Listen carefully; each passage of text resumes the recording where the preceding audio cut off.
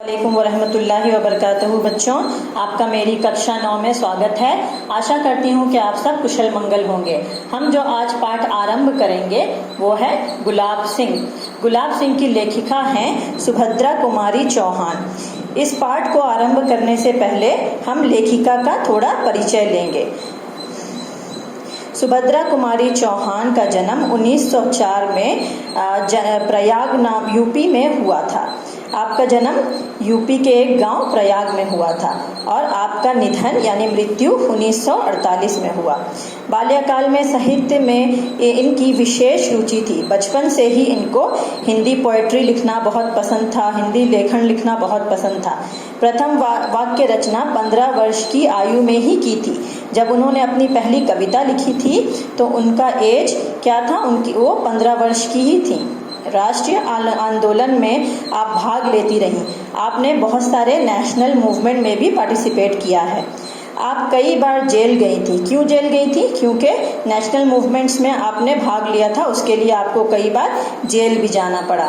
साहित्य और राजनीतिक जीवन में समान रूप से भाग लेकर जीवन के अंत तक देश की सेवा करती रहीं। आप साहित्य में भी थी, कवि भी थी, लेखिका भी थी और इसके साथ साथ आप राजनेता भी थी। और अंत तक अपने जीवन के अंत तक उन्होंने देश की सेवा भी की है। आपकी रचनाओं में देश प्रेम, भारतीय इतिहास तथा संस्कृति की छाप देख सकते हैं। हम जब आपकी रचनाओं को पढ़ेंगे तो उसमें हमें क्या दिखेगा? पैट्रियोटिज्म, देश प्रेम यानी पैट्रियोटिज्म दिखेगा, भारतीय इतिहास यानी इंडियन हिस्ट्री दिखेगी और संस्कृति यानी इंडियन कल्चरल की छाप मिलेगी। झांसी की रानी उनकी प्रसिद्ध कविता है। आपकी एक बहुत फेमस कविता पोएम है झांसी की रानी। कविताओं के संकलन त्रिधारी व मुकुल नाम से प्रकाशित हुए।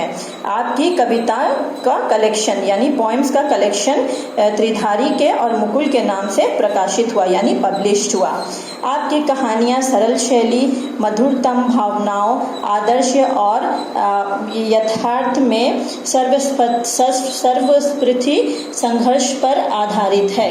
यानी कि आपकी जो भी कहानियाँ हैं वो बहुत सिंपल लैंग्वेज में हैं और मधुरतम भावनाएं यानी बहुत सॉफ्ट इमोशंस के साथ और मॉरल बेस्ड होती हैं। और जो भी लाइफ के फैक्ट्स ऑफ स्ट्रगल हैं, क्योंकि उन्होंने नेशनल मूवमेंट्स में भाग लिया था ना, तो उनके लेखन में हमें फैक्ट्स ऑफ स्ट्रगल मिलते हैं। आपकी कहानियों पर हिंदी साहित्य सम्मेलन की ओर से 2 बार सेक्सरिया पुरस्कार मिला था। आपको एक बार नहीं बल्कि 2 बार हिंदी साहित्य में, हिंदी लिटरेचर में भागीदार होने के लिए सेक्सरिया पुरस्कार भी मिला था 2 बार। आपकी कहानियों के संग्रहों के नाम हैं बिखरे मोती तथा उन्मादिनी।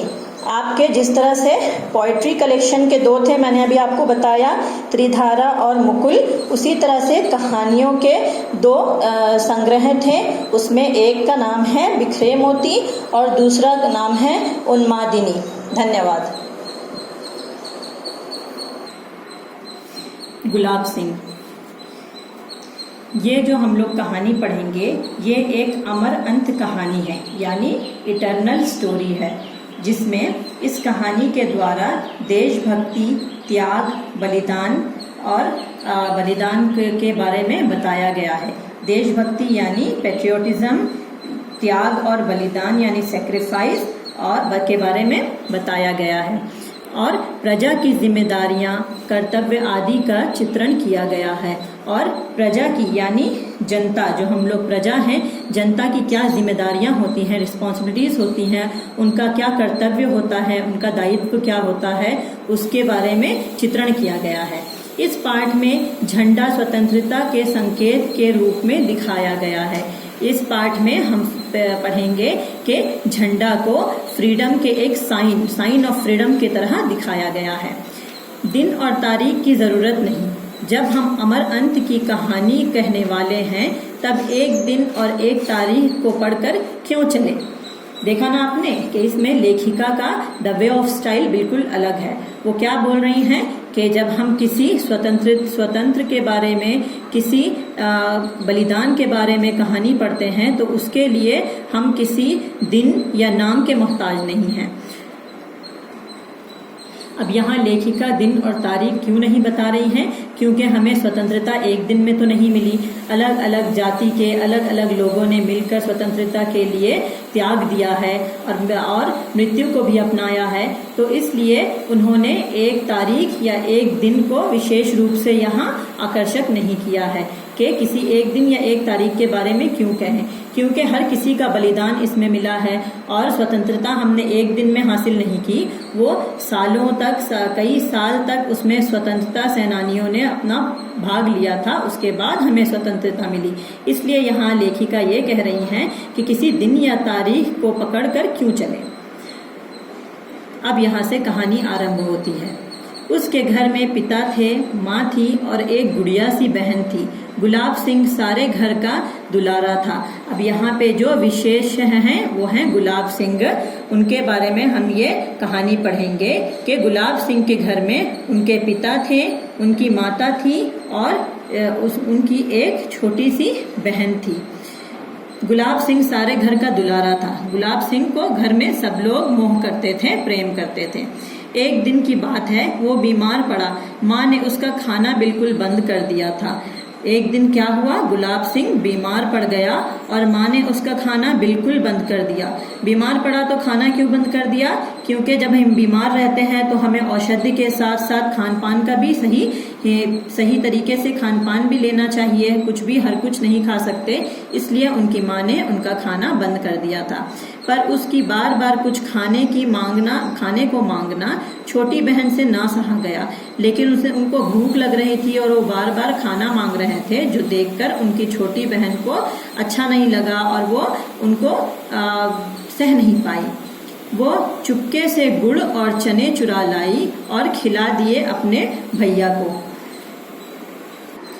गुलाब सिंह की बहन अपने माँ से छुप छुपाकर गुड़ और चने लाकर अपने भाई को खिला दिया उसने।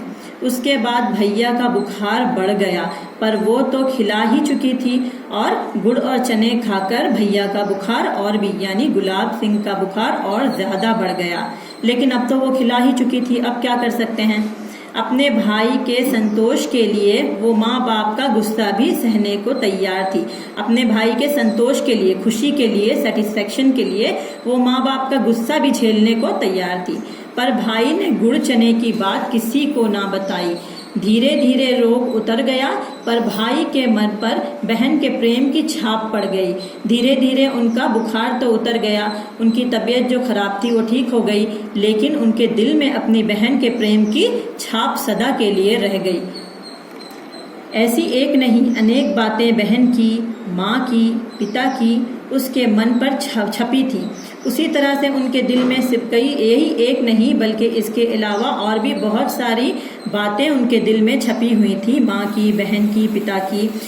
वो कभी उनसे लड़ता झगड़ता भी, पर आंखों के आंसू और मन के रंग उसके मन पर छपी इन तस्वीरों को धो ना सके।